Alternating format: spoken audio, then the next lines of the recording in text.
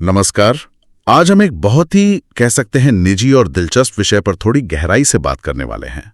विषय है फरवरी में जन्मे लोगों के जीवन साथी का स्वभाव कैसा हो सकता है। जी बिल्कुल। हमारे पास कुछ सामग्री है जो ज्योतिष और अंक ज्योतिष पर आधारित है और आज हम इसी विश्लेषण के जो मुख्य बिंदु हैं उन्हें खंगालने की कोशिश करेंगे। हाँ देखेंगे कि ये साथी के व्यक्तित्व के बारे में क्या इशारे देते हैं, क्या संकेत मिलते हैं। बिल्कुल समझने की कोशिश करते हैं। तो चलिए सीधे विश्लेषण में ही उतरते हैं। स्रोत की शुरुआत होती है अंक ज्योतिष से और ये फरवरी महीने को नंबर 2 से जोड़ता है। जी अंक ज्योतिष में इस नंबर 2 का क्या महत्व बताया गया है, खासकर रिश्तों के लिहाज से। देखिए, अंक ज्योतिष में हर अंक की अपनी एक ऊर्जा होती है, एक वाइब्रेशन। स्रोत के मुताबिक नंबर 2 जो है वो मुख्य रूप से साझेदारी मतलब पार्टनरशिप, ग्रहणशीलता और संतुलन से जुड़ा है। अच्छा, इसीलिए इसे संवेदनशीलता, गहरी आपसी समझ, वो जो इंट्यूशन कहते हैं ना, सहज ज्ञान, हाँ, इंट्यूशन और मजबूत भावनात्मक जुड़ाव, इन सब का प्रतीक माना जाता है।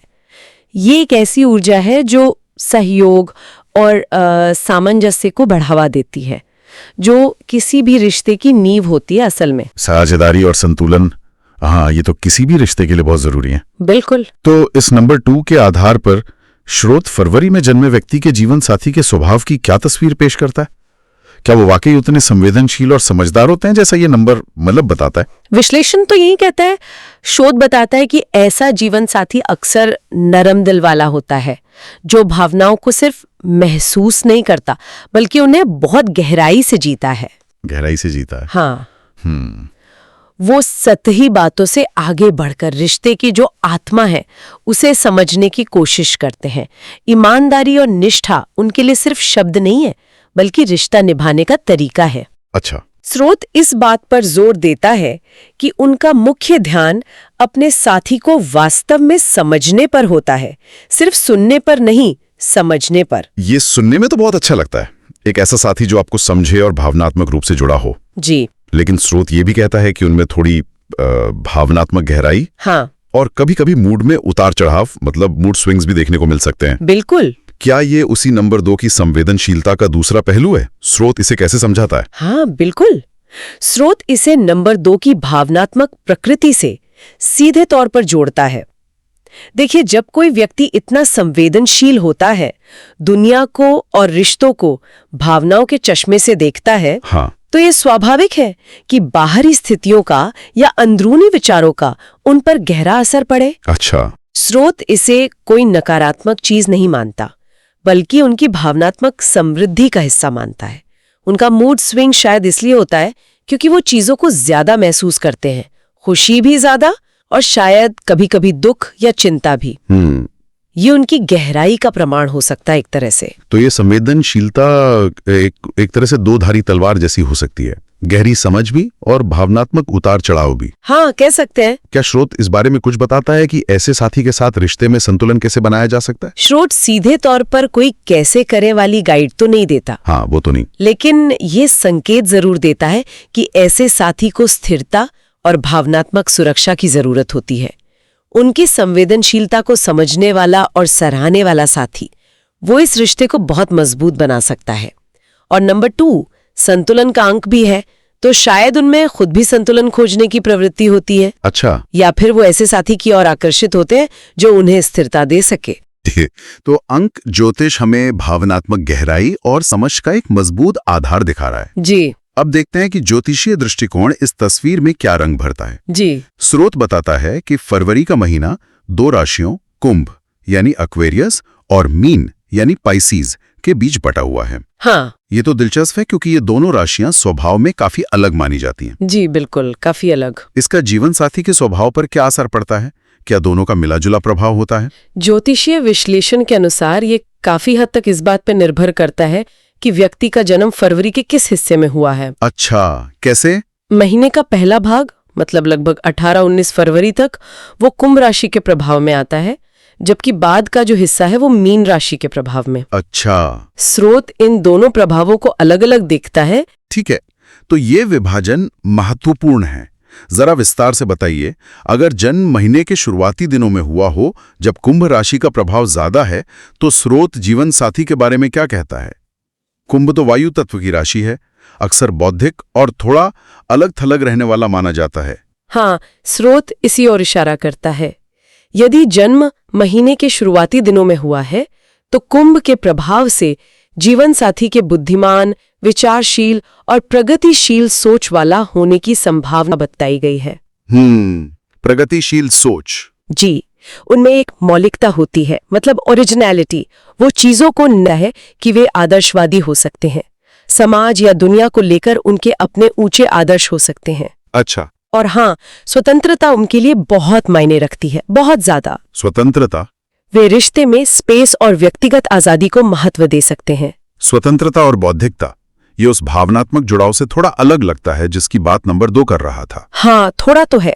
क्या स्रोत इस संभावित विरोधाभास पर कुछ कहता है कि एक तरफ भावनात्मक निर्भरता की जरूरत नंबर 2 और दूसरी तरफ स्वतंत्रता की चाह कुंभ?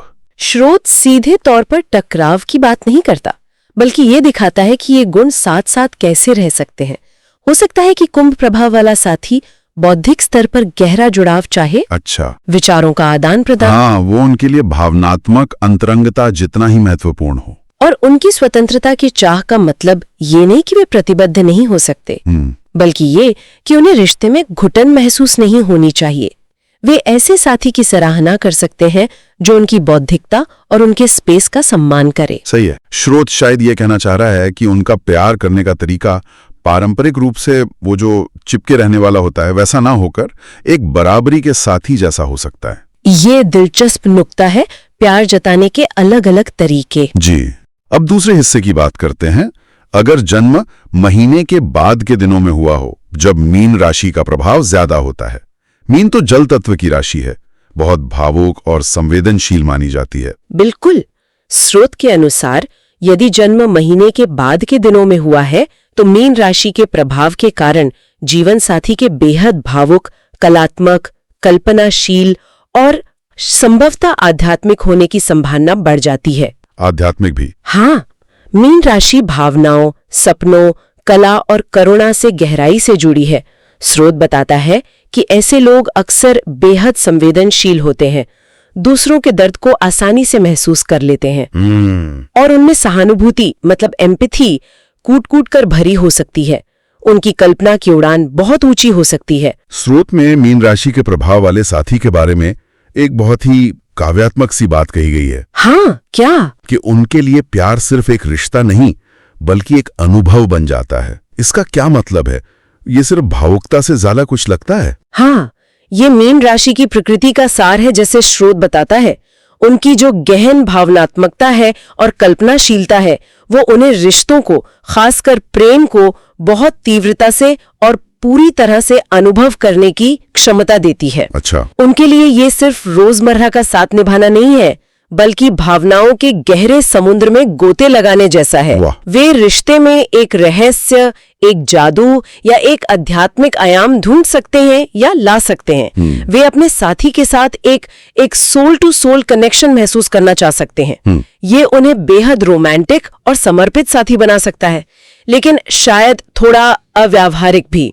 स्रोत इस पहलू पर भी थोड़ी रोशनी डालता है। तो जहाँ कुंभ बौद्धिक और स्वतंत्र है, वहीं मीन भावनात्मक और जुड़ा हुआ। ये तो काफी विपरीत लगते हैं। हाँ, लगते तो हैं, लेकिन वो दोनों ही फरवरी से जुड़े हैं। और यहीं पर शायद अंक ज्योतिष का जो नंबर 2 है वो एक सूत्रधार की भूमिका निभाता हुआ प्रतीत होता है, जैसा कि स्रोत के विश्लेषण से लगता है। अच्छा, कैसे? नंबर 2 की जो मूल ऊर्जा है, संवेदनशीलता, समझ, साझेदारी, वो इन दोनों राशियों के गुणों के साथ मिल सकती है। कुंभ की बौद्धिकता को ये भावनात्मक समझ का आधार दे सकती है और मीन की भावुकता को ये थोड़ी स्थिरता और व्यावहारिकता प्रदान कर सकती है। तो अगर हम इन सभी धागों को एक साथ बुनने की कोशिश करें, जी, अंक ज्योतिष का नंबर 2, जी, ज्योतिष का कुंभ और मीन प्रभाव, तो फरवरी में जन्मे व्यक्ति के जीवन साथी की कैसी समग्र तस्वीर उभरती है इस स्रोत सामग्री के आधार पर?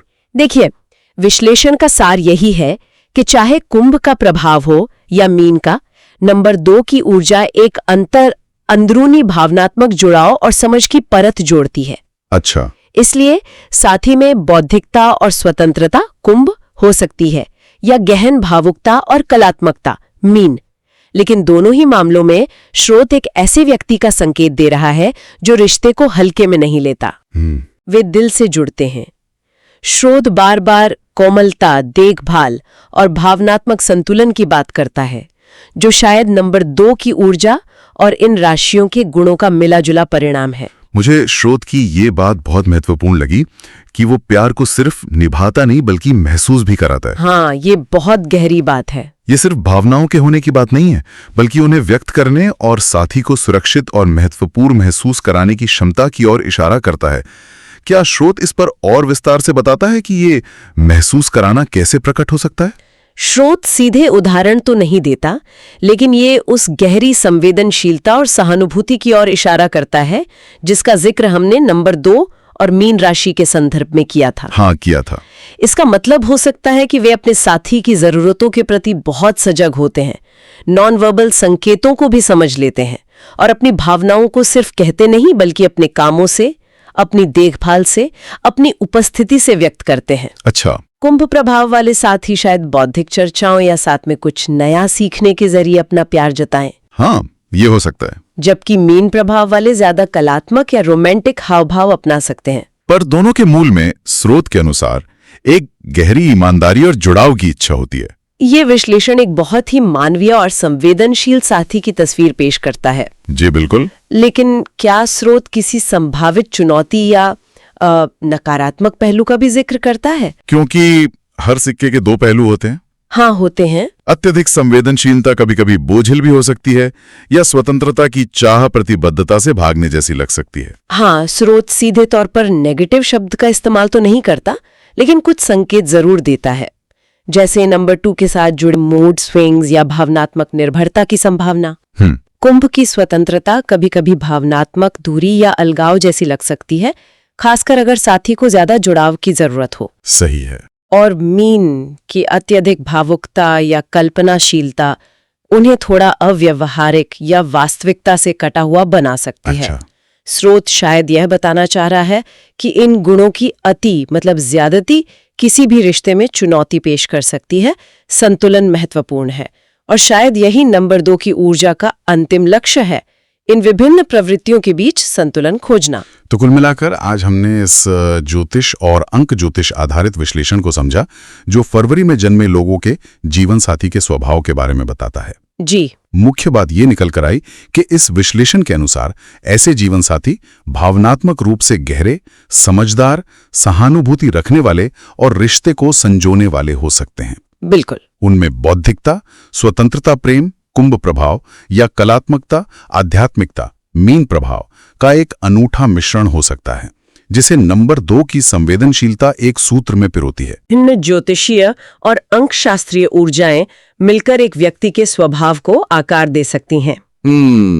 नंबर 2 का भावनात्मक आधार, कुंभ की मानसिक उत्तेजना और स्वतंत्रता और मीन की हार्दिक गहराई और कल्पना, ये सब मिलकर एक ऐसे साथी का चित्र बनाते हैं जो बौद्धिक, भावनात्मक और शायद आध्यात्मिक स्तर पर भी जुड़ने की क्षमता रखता है। सही। स्रोत बताता है कि वे रिश्ते में समझ, देखभाल और भावनात्मक गहराई का एक विशिष्ट संतुलन ला सकते हैं। और जाते जाते एक विचारणीय बिंदु छोड़ जाते हैं। जी। ये विश्लेषण हमें साथी के स्वभाव के कई संभावित पहलुओं, भावनात्मक, बौद्धिक, स्वतंत्र, कलात्मक, आध्यात्मिक से परिचित कराता है। लेकिन असल जिंदगी में ज्योतिष या अंक ज्योतिष सिर्फ संकेत देते हैं ना? हाँ। व्यक्ति की अपनी परवरिश, अनुभव और इच्छाएं भी तो होती हैं। हाँ, ये बहुत जरूरी बात है। बिल्कुल। तो सोचने वाली बात यह है कि वास्तविक जीवन में ये विभिन्न गुण, जैसे कुंभ की स्वतंत्रता और मीन की भावनात्मकता या नंबर 2 की संवेदनशीलता, किसी एक व्यक्ति में किस अनोखे मिश्रण में पाए जाते होंगे।